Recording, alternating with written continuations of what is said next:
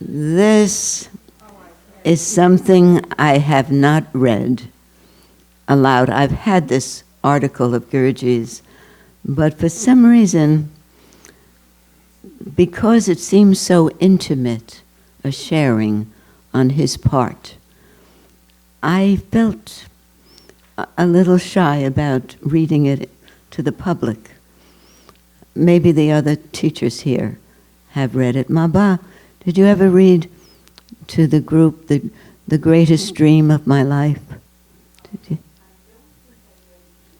See, it's the same feeling. I know. Very powerful, and when I came across it, I was looking for something else. I was looking for a different essay, and I said, oh, the greatest dream of my life. And then something moved me to bring it to you.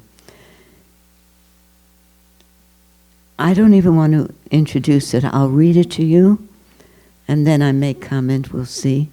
The comments come just by themselves. He called this article, he wrote it, "The Greatest Dream of My Life." A very terrifying dream I had.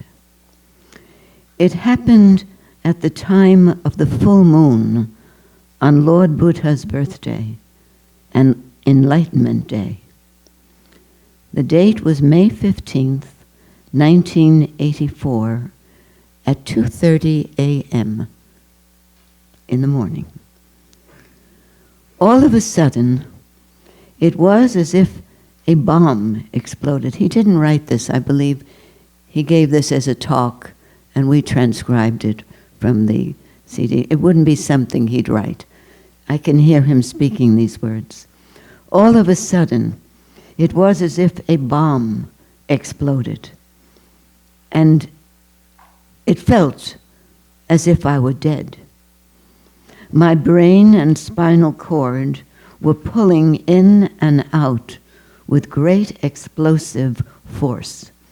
And this was 1984, which was a year after his stroke. It was his massive stroke, and he had this dream. My brain and spinal cord were pulling in and out with great explosive force. It was the period of uncertainty after death, the period of separation of the self from the gross body. But then, all of a sudden, I was changed. I was changed into the sun and the moon, into the stars and galaxies, and all my fear disappeared. It, meaning the vision, it was within me. Every phenomenon was within me, and I was transcending everything. This was a dream which I could not believe. Everything became a part of me. The trees, the animals, mountains, ocean, river, all creation was part of me, as if it were my body. It seemed as though everything was talking to me as my body talks to me. There was a sense of inseparableness. There was a sense of inseparableness. The experience seemed to last for 2.5 hours. And then I awakened, and I found myself in this body again, shaking with astonishment. I knew it was the greatest dream of my life. I was sure about nothing except death in the beginning, meaning that first feeling of fear was that death had come. He was sure about nothing except that death was there in the beginning. Therefore, in the beginning, I was struck with uncertainty. But later on, Oh, later on, extreme joy, bliss, and freedom. All that dawned upon me. Since then, Guruji is saying now, since that time that he had that dream, since then, everything is looking new to me. We're all trying to search life's real form. But after this dream, to me, nature looks real. Nature looks alive. Everything, since that dream, everything is real. Not only the I in its real form, but also everything, every creature, every tree, every he, every she, you, me, everything made of the same stuff. There's no place for pride in having had this dream. The trees and birds and all things began to talk.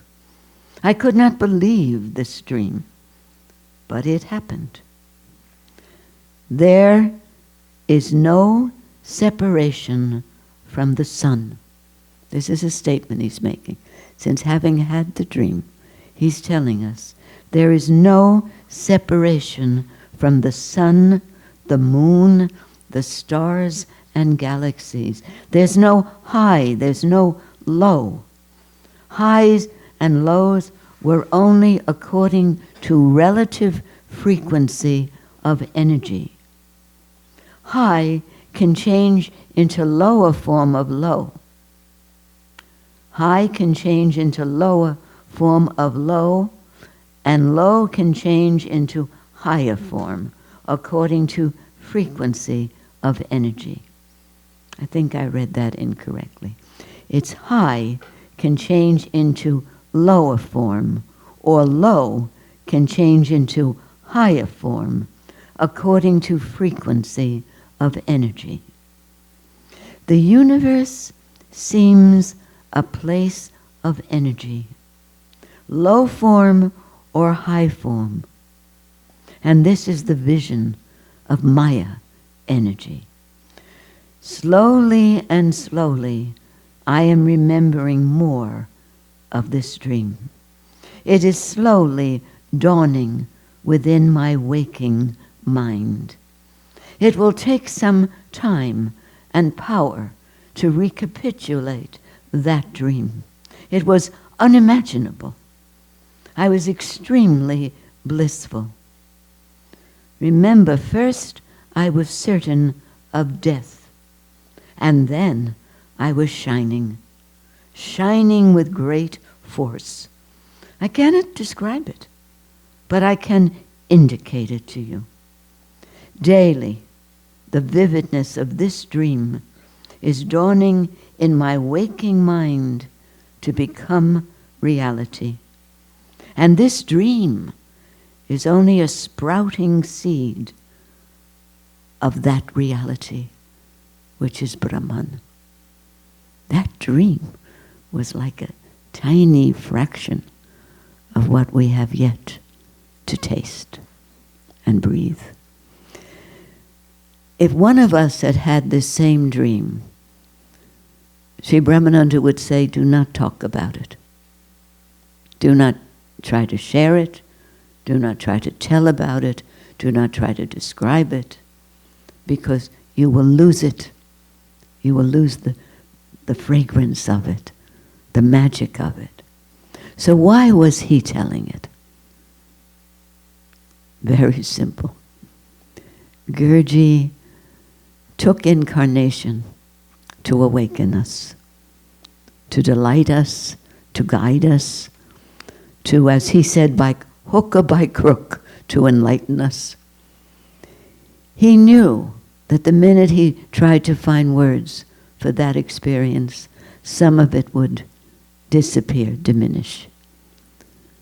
But he loves so much. I was going to say everyone. It's not enough. He loves so much that he couldn't even keep this to himself. Because look what's happened to us just hearing about it. I assure you he wouldn't say, Joan, Maba, Karana, Bharati, read this every 2 weeks. He wouldn't say. Because this is once in a rare, rare incarnation, what he saw. So he did it for love. He did it for love. I won't even entertain any questions, because questions would be on the level of the mind, and we didn't receive this on the level of the mind. What does the mind know? The mind could just say, pretty words, very nice, lovely. But that's about it. The mind is not vast enough to take this in. Even to know a question to ask, the mind is too limited. So that is what I hesitated to read, because we had so much hilarity with Dorothy. But look how quickly the power of these words instantly struck you and me in a very deep place. Every time I read this, I find that all the things I worry about or care about, present problems to me about, they just, what? We are one with the sun and the moon and the stars and the galaxies, and we're worried about what she said or he did. Please. We've got to wake up and remember who we are. So that's one reading. And I decided that since one of Guruji's daily routines was to listen to CNN so that he knows what's happening in the world, so he can speak to us in our world on that level. But I decided that after listening to CNN, it's time for hope. It's time for something really positive. Right? Okay? You ready? This is something I last read in 2004. 10 years ago. Almost 10 years ago. Exactly 10 years ago. No, not yet. It's 9 years, because this is December 04. So when I read it because it fell into my hands one evening, and I changed the program to read this. Somebody gave it to me, as Nellie gave me this book from which I read for the meditation. She gave it to me in the afternoon. I found the Zen quote. And just because everything is meant for you. Everything you hear tonight is custom designed, apparently, for you and for me. Listen closely. This is another gift that we're getting. Because every time I read this, it just, again, moves me out of the limited body-mind range and lifts me up to where I can see again and breathe again. Some of you, I'm sure, know this, because I think in those days, if they said things went viral, I don't even know what that means. Things go viral. I know it means a lot of people see something, right? Is that what it is? In my baby understanding? Well, something like this. If I read this in a YouTube, it'll go viral. Not because of me, but because of this. It is written by, and some of you will know the name, Clarissa Pinkola Estes, the author of Women Who Run with the Wolves. But listen from the standpoint of knowing that at the end of this, all the bad news, all the concerns we have about the future of this planet, will be placed not out of our knowledge and understanding, but not given first place in the important things of life. Listen with your meditative heart. Do not lose heart.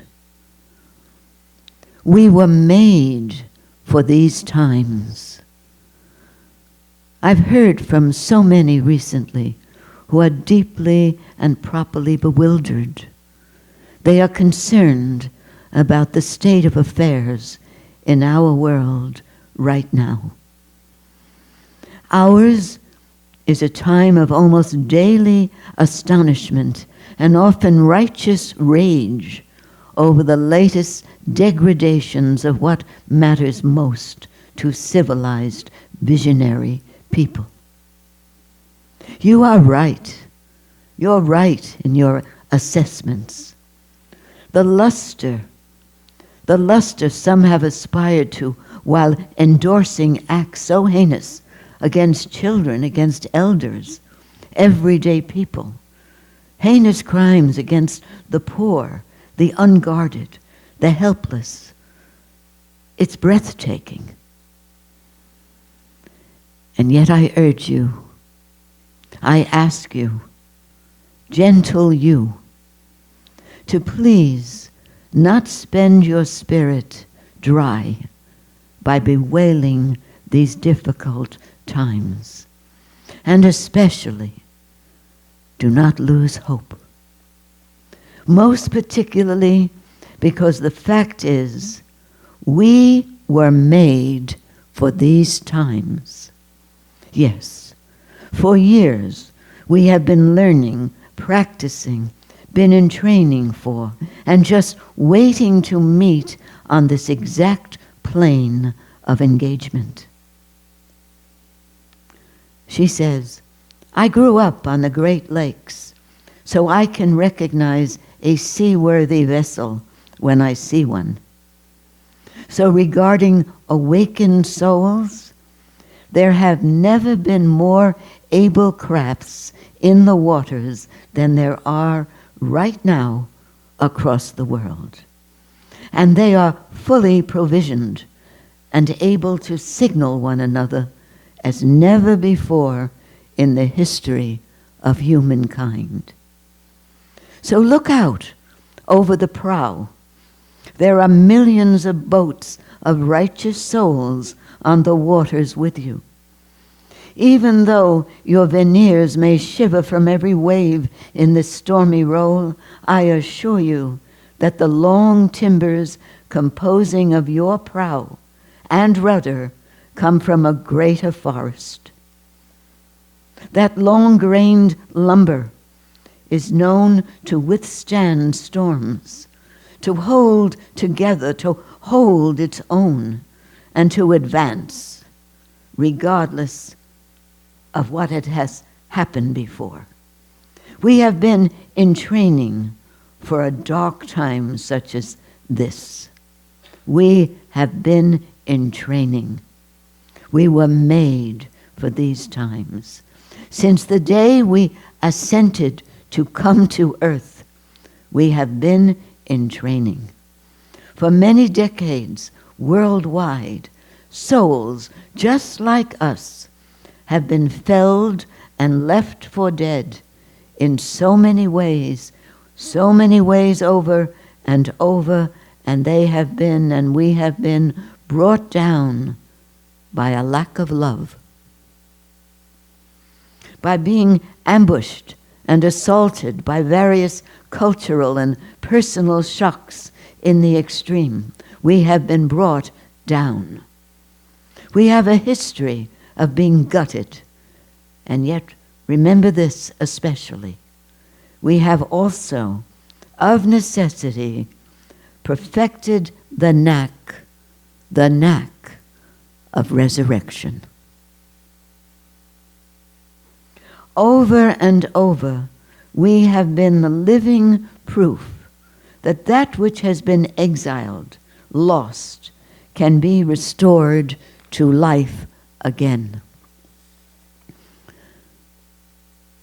In any dark time, there is a tendency to veer toward how much is wrong, how much is unmended in the world. In any dark time, we do that.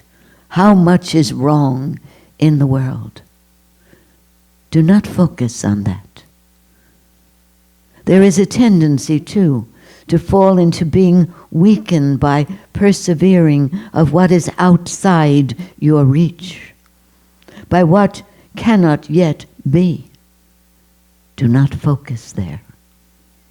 That is spending the wind without raising the sails. We are needed. That's all we can know. We are needed. And though we meet resistance, we move so we'll meet great souls who will hail us, love us, and guide us. And we will know them when they appear. Didn't you say you were a believer? Didn't you say that? Didn't you say you pledged to listen to a voice greater? And didn't you ask for grace?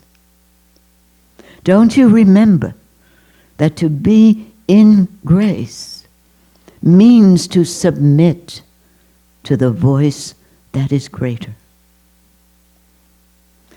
One of the most important steps you can take to help calm the storm is to not allow yourself to be taken in a flurry of overwrought emotion or desperation, thereby accidentally contributing to the swale and the swirl of the storm.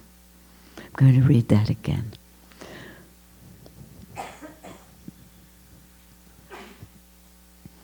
One of the most important steps you can take to help calm the storm is to not allow yourself to be taken in a flurry of overwrought emotion or desperation, thereby accidentally contributing to the swale and the swirl of the storm. That's so sweet, isn't it? She was coughing. She loved this. I think that's why she became emotional.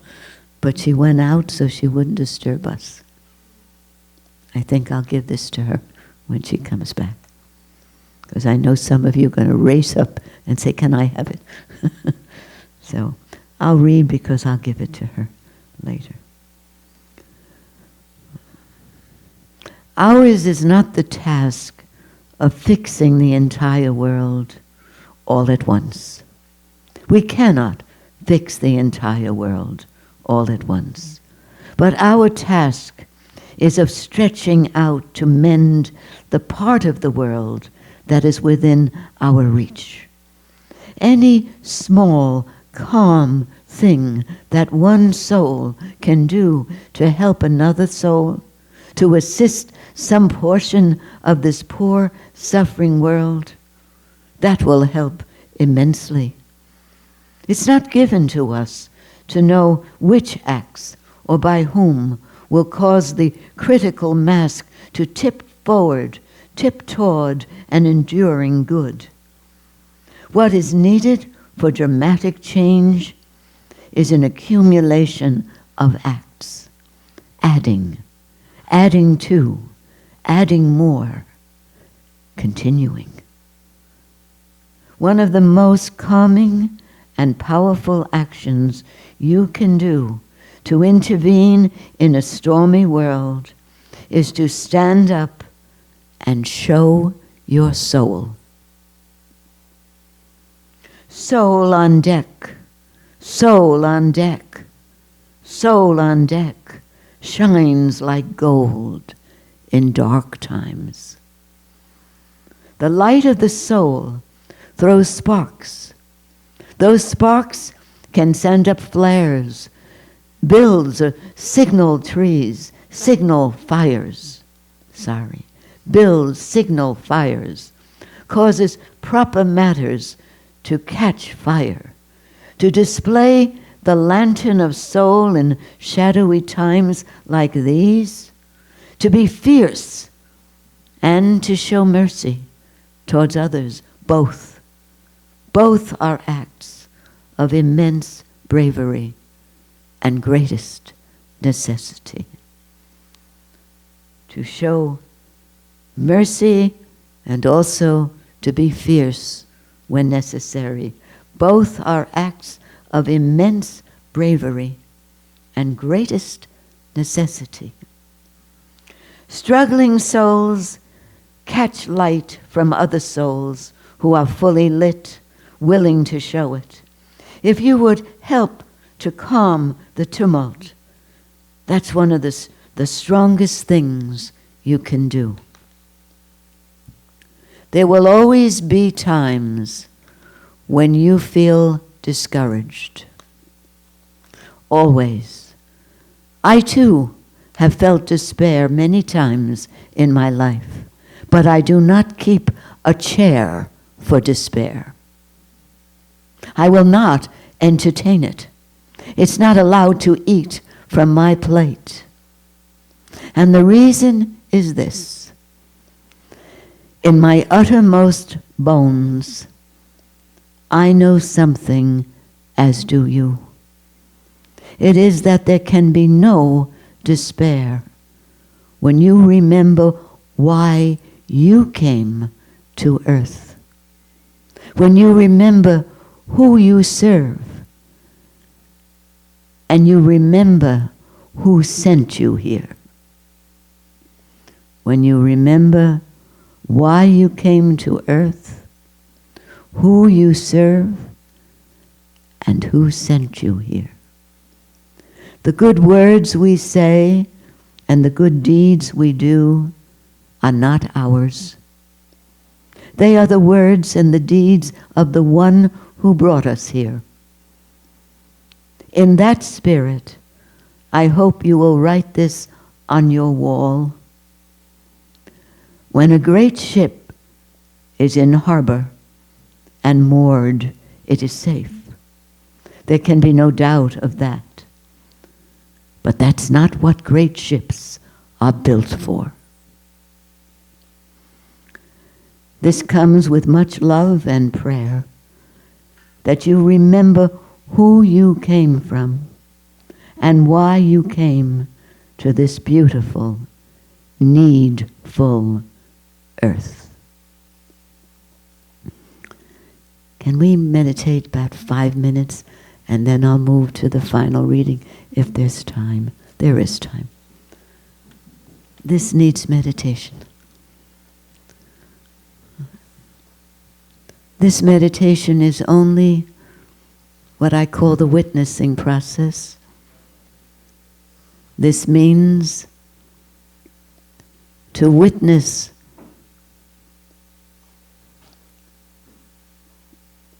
what your body is feeling, having heard these words. Does your body feel alive or dull? That's important to see. The cells remember.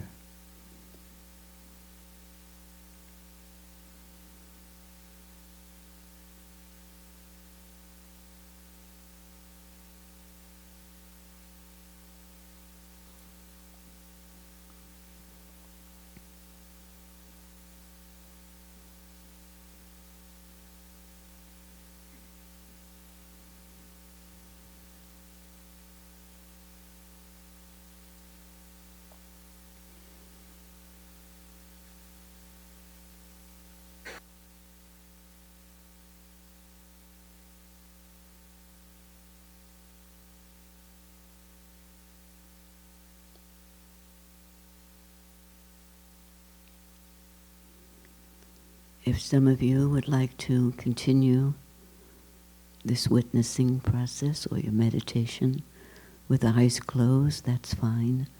You will hear what's important, and you will hear with a different listening, but you will hear as I move on to the final reading for this part of the program from Readings from the Masters.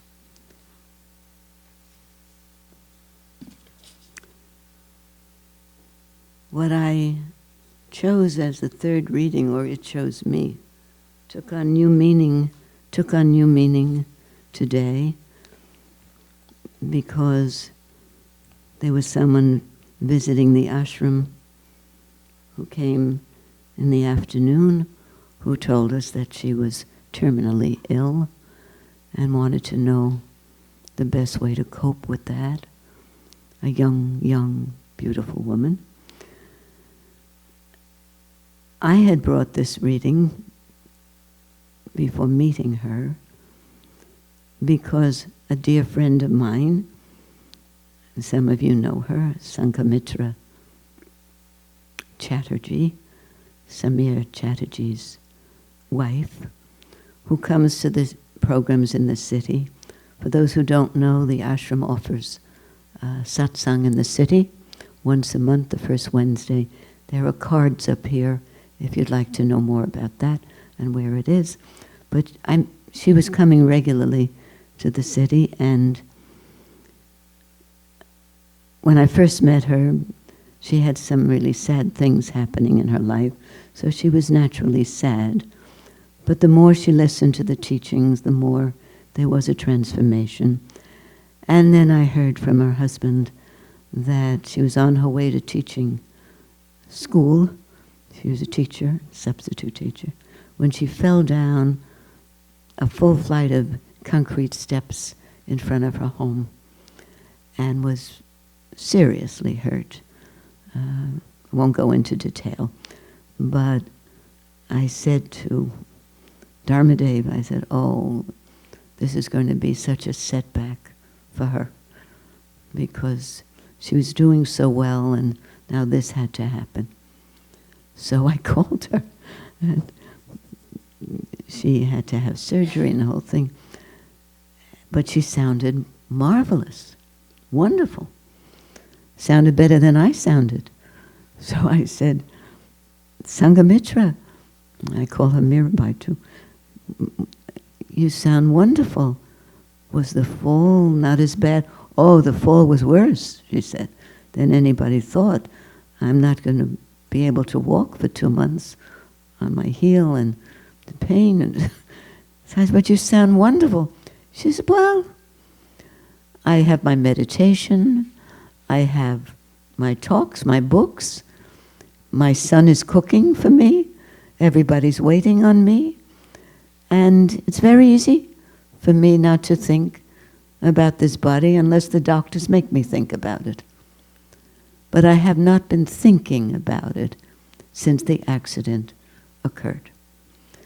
And she's fine. She's never really become depressed. And this was a woman who, because one thing after the other, bad experience that happened to her, formerly had been depressed. Properly so, justifiably so. But here something really dreadful occurred because she couldn't move, she couldn't walk, she was in pain, the body was in pain, but yet she was in good condition. Shortly after that, I've been calling her once a week and she's steadily improving. Shortly after that, I found in this book, I think it's called the Book of Secrets, this commentary by Osho, who said, one of my friends, an old friend, very aged, fell down a staircase, and doctors said that now he would not be able to move from his bed for 3 months. And I say that this reading suddenly became even more significant, having heard from a young person that she would like to know how to deal with something that most of us would have great difficulty dealing with, even old-timers like myself. The shock of it, if it's hitting me or anybody I love, needs to be dealt with. So we had an interesting time talking this afternoon. She asked a question. We had a very good group. And apparently she received an answer from the teachings that brought a smile to her lovely face. This really is something that can be applied and utilized by any of us who have occasionally had difficulty sleeping. That doesn't apply to anybody here, does it? But if sometimes you need to sleep and you can't sleep, an answer is here. If sometimes the pain is so unbearable because of sciatica or lower back pain or slip disc, where's my friend Kamalakant? If any of you have those problems, see Kamalakant, expert chiropractor and wonderful yogi. It's wonderful to have a yogi chiropractor. He heals.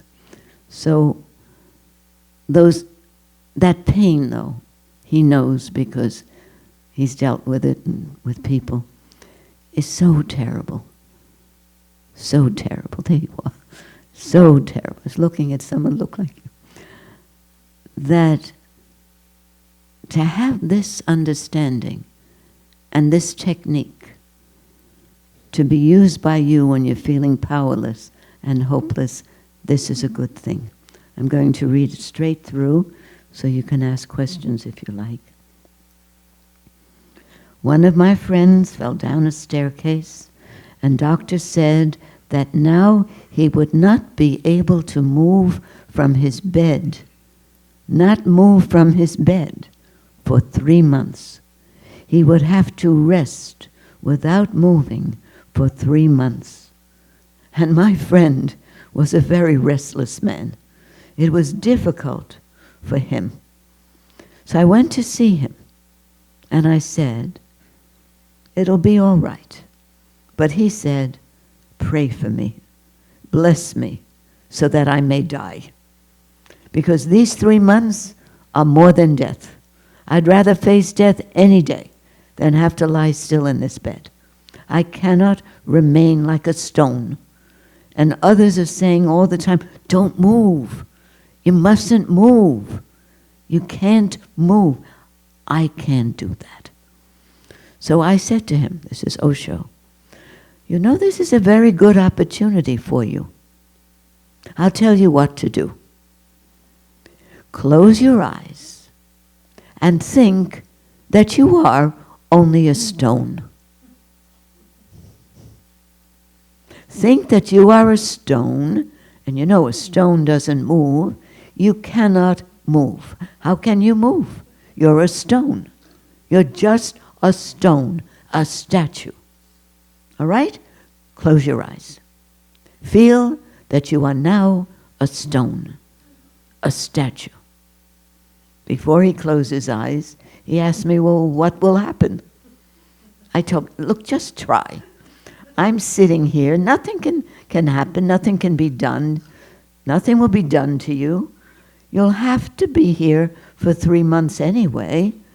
So while I'm here, just try to be a stone."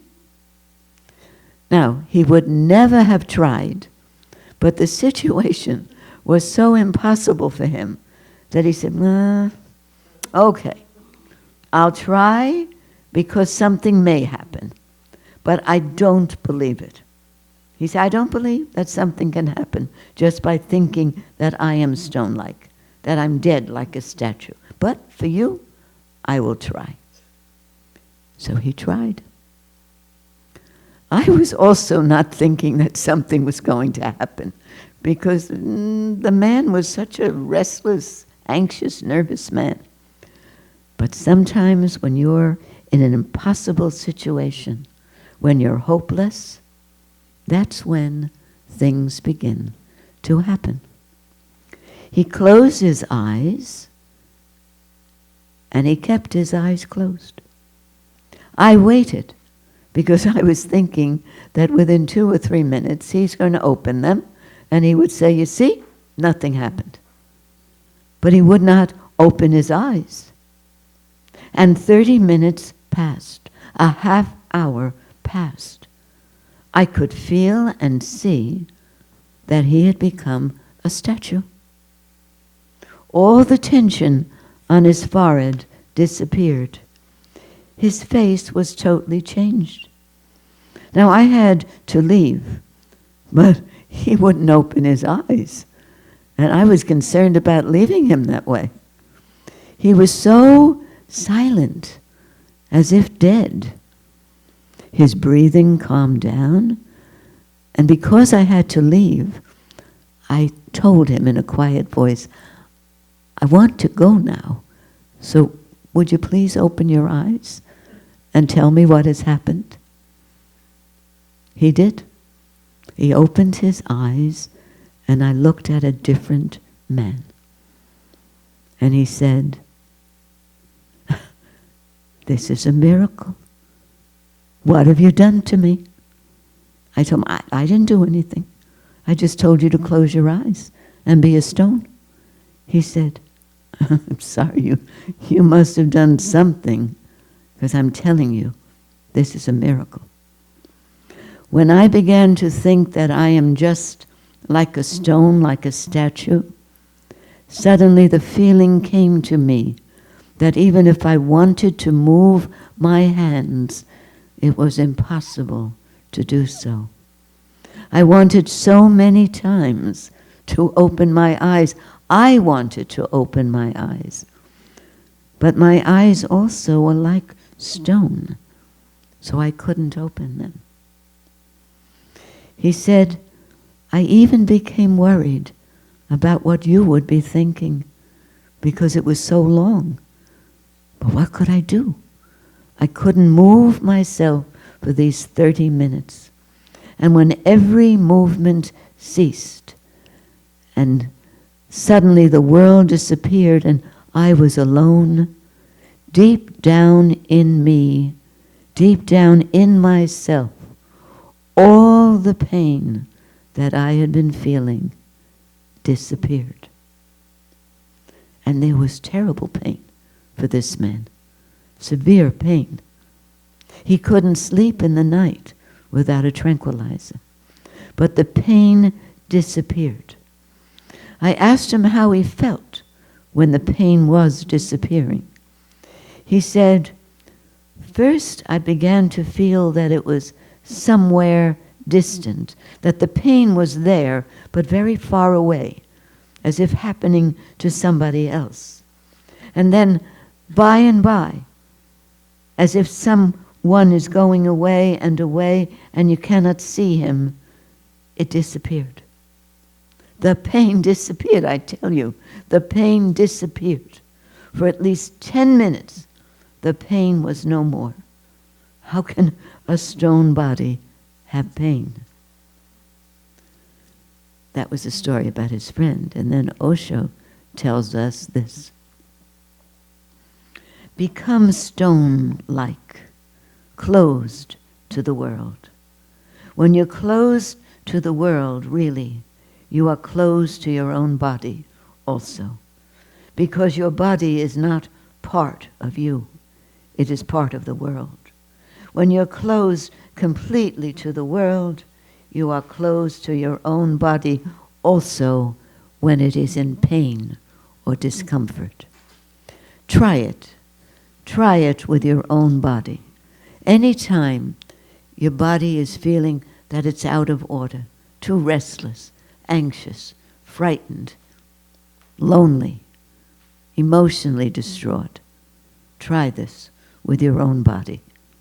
Anything will do.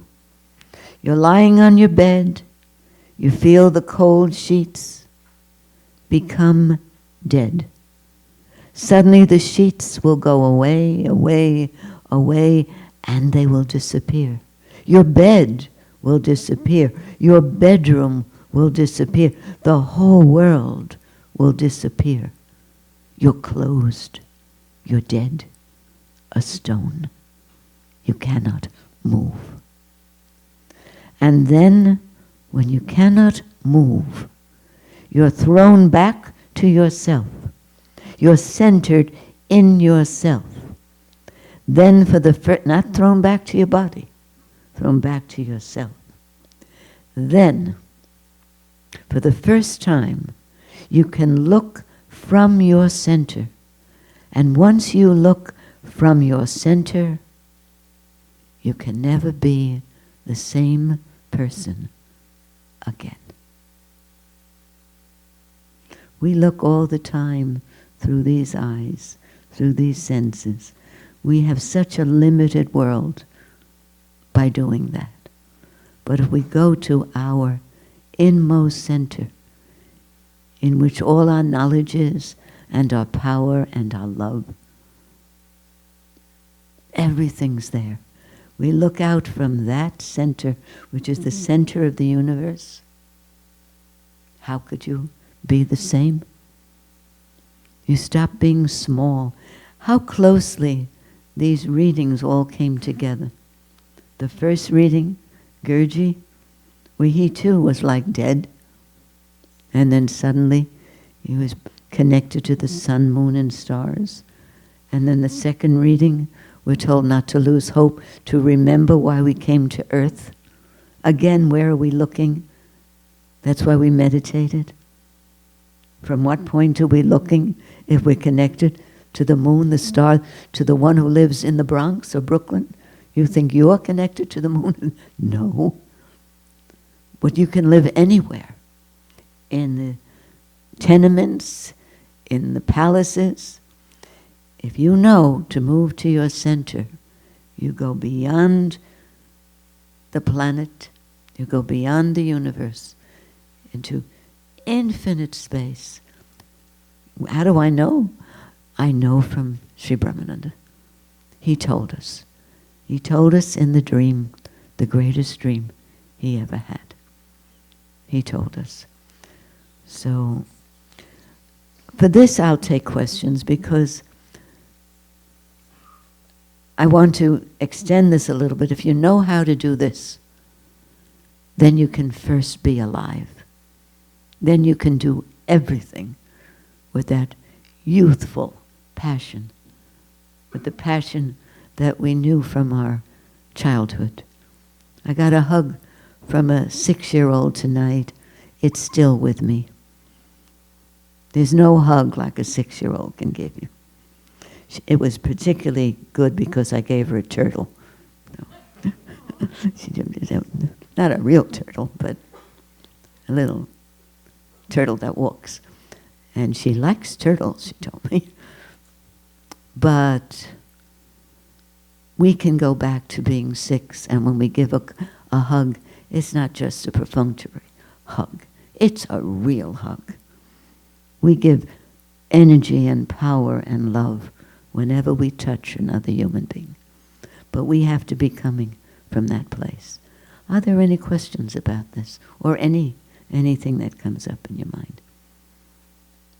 Did you feel that all 3 readings somehow magically came together?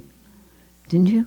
They all seem to be saying the same thing, but in 3 different ways. 3 different ways. And you know, when you have a file cabinet full of articles and essays and readings, how long would it have taken you to find 3 that fit so well together? It's because I didn't even see the connection. I just brought in what I liked. And then I found in the afternoon that this was particularly meaningful. This understanding. Now, I don't think she's here now. But in the afternoon, she heard these Vedantic teachings. Vedantic teachings are the end of all teachings, the end of all knowledge. You can't go beyond this, what you're hearing tonight. This is not knowledge. This is your knowledge. This is your omniscient being, this knowledge. Any questions? Yes, yes. Nobody? Okay, I'm imagining I see one hand. Yes.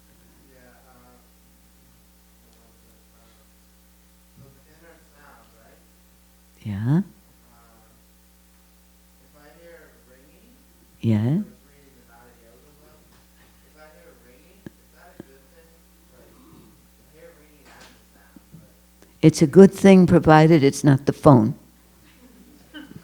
If you hear an inner ringing, yeah, that ringing, outside they call it tinnitus and they operate and then it becomes worse, that sound. But that is what you were reading about in Nada Yoga. So, of course it's a good thing because that sound is frequency. That sound will begin to change now that you're aware of it. It will change according to the frequency that's magnetically drawn to you or your own frequency of people who are connected to you. You're tuned in, attuned with the whole world around you. And sometimes that ringing sound will become almost shrill-like, a siren. Don't get alarmed. That's one of the many aspects it takes. That could be that someone who's in difficulty is thinking of you at that moment, and you pick that up, like a wireless message. You're welcome. Yes, Nellie. In the last reading, the reading was saying to close yourself off, still completely remove yourself from others in the world. I'll repeat this in a minute.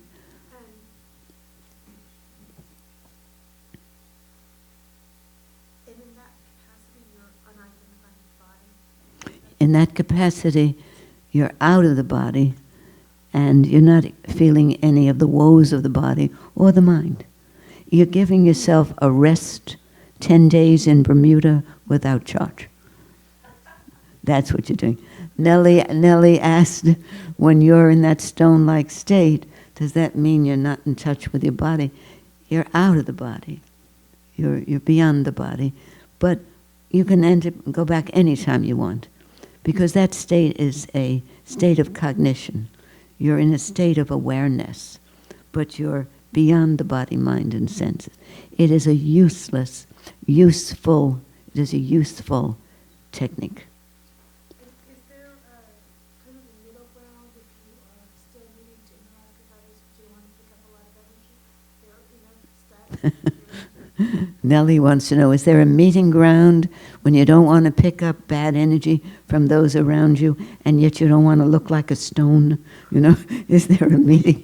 Is there a meeting ground? No, you have to be in the moment, relating to people, but it does help to be in the witnessing state at that moment when you're feeling negative, whatever you're feeling. It helps to just observe. Because what you learn in the afternoon is the value, the reason why the witnessing state was spoken about more than 5,000 years ago, it's in the Gita, is because you find out for yourself that when you're just witnessing, just observing the face, the feeling, the sensation, the sound, you cannot be witnessing and thinking at the same time. You can be witnessing the flow of thoughts, but when you start to think about a thought, you're not witnessing anymore. Because thoughts will come and go. Nothing wrong with thoughts. I can mention my father died when he was only in his 50s. I could say that without emotion. But if I go and think about that, and what it felt like, what it was like, I could make myself miserable in 2 minutes. So you just witness that thought just floated in just now, and it floated out. We have to let thoughts come and let them go. Otherwise, we won't be able to be passionate about life, to be passionate about a child's hug or a reading we've heard. Why stop us from living while we're alive? Okay? I'm free to go? Nellie says no. Nellie says she's got a lot of questions. Anyone else have a question about anything? How many of you like these readings? Raise your hand. How many of you, this is a more important question. How many of you heard something tonight that you feel you can definitely, immediately put into practice in your life? Well, look at all the people. Look, me too. Every time I read, I listen, what am I learning? How come it fell into my hands to read it? Any other question? You can come back now. You know, you're a very small person. Nobody will notice. How tall are you? You're over 6 feet, huh? So nice, though, when people are so kind. They're so considerate. He had to go and came back and wasn't sitting down. He didn't want to disturb you or me. Thank you. Any other question? Don't be afraid to ask, because these are readings. As Guruji said, every day that dream began to mean more and more to him. Well, you'll see when you go home, this paper will keep coming back to you, or Guruji's dream. Since I read it, I haven't been able to forget it. It's still working on me. So I started to cry reading it to you, because he cared so much that reading from Clarissa suddenly took on new meaning because of his dream. Because of his dream. Do not lose hope. What a statement. Remember who sent you. And remember why you came to this needful, beautiful world. That's still with me. This beautiful, needful world. And you were meant for these times. You think these times are terrible? You're the heroes. You've been training, you've been studying, you've been meditating for many incarnations. You may not know, but this period for New York City and for the government and for the country, starting with 9/11, these have been very dramatic times. And we're told we were made for them. We've got the stuff that great ships are made from. Yes. Saying the most insightful things I've heard my whole thing. I mean, it was just, that we're made for it. It's like, I've been pondering a lot, like, is the world getting better, is the world getting worse? And now, there's the answer. We were made for it, and, it's tough, but we were meant to be in this tough for the greater. That's a eureka moment.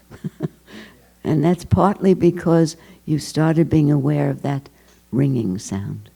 That ringing sound is very compelling.